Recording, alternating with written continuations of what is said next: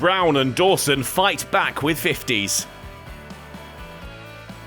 For once, another great innings from Harry Brook was overshadowed by a teammate.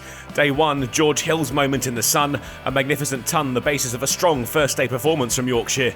Even Hampshire's imposing attack struggled to prize out many visiting batters. The score 324 for 5 at the start of Day 2. But the morning was kinder to Hampshire. Matthew Waite, surprised by Barker's short delivery, outcaught at slip by Liam Dawson for 41. But the hosts were still hunting 4 more wickets, and Bess and Thompson weren't about to gift them further breakthroughs. Doing more than just holding Hampshire back, they kept the scoreboards ticking over, beyond 350 and climbing their way towards 400. They were up to 386 when Thompson flashed at one pushed across him by Wheel and nicked off to a diving James Vince at slip. Revis joined Bess in the middle and with his first boundary took Yorkshire beyond 400 runs. His stay was brief, out LBW to Wheel for 10, Yorkshire down to their final 2 wickets. Bess was going well though, into the 40s with lunch not far off now. And with a 4 cut behind point, Bess moved to 50 off 82 balls, Yorkshire cashing in the overs before the break. Dominic Drakes wouldn't last long on his Yorkshire debut. Harris Routh's replacement added 6 before he was caught behind to Wheel's short ball. Patterson was the last man to go, bowled by Wheel for 1, Yorkshire all out for 428, lunch taken with the fall of the wicket. After a steady start, they'd piled on the runs led by George Hill's 131, but aided by 76 from Brook and an unbeaten 51 down the order by Dom Bess. Wheel with 4 was the most potent of the Hampshire attack. Yorkshire turned the screw, Holland out for a duck with the score just 7. Immediate concerns for the hosts after lunch, which deepened when Organ was trapped in front by Thompson for 11.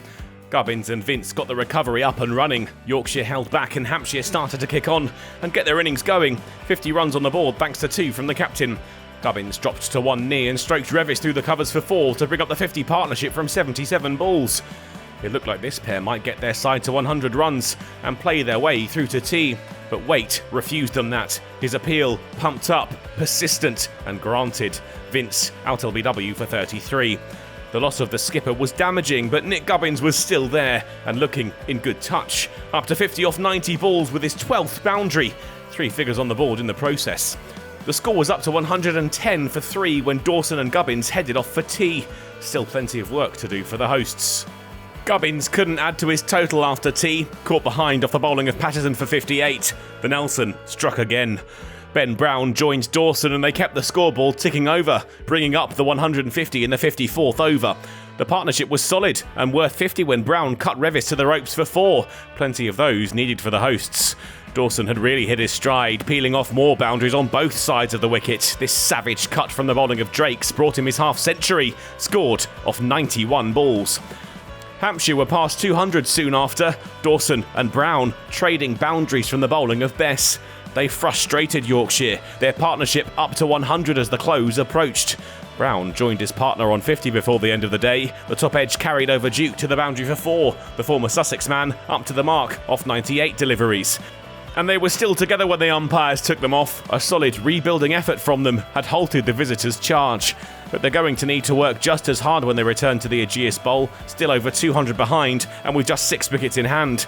Yorkshire will be desperate for quick scalps, knowing Hampshire bat right the way down to number 11. Day 3 should prove to be pivotal.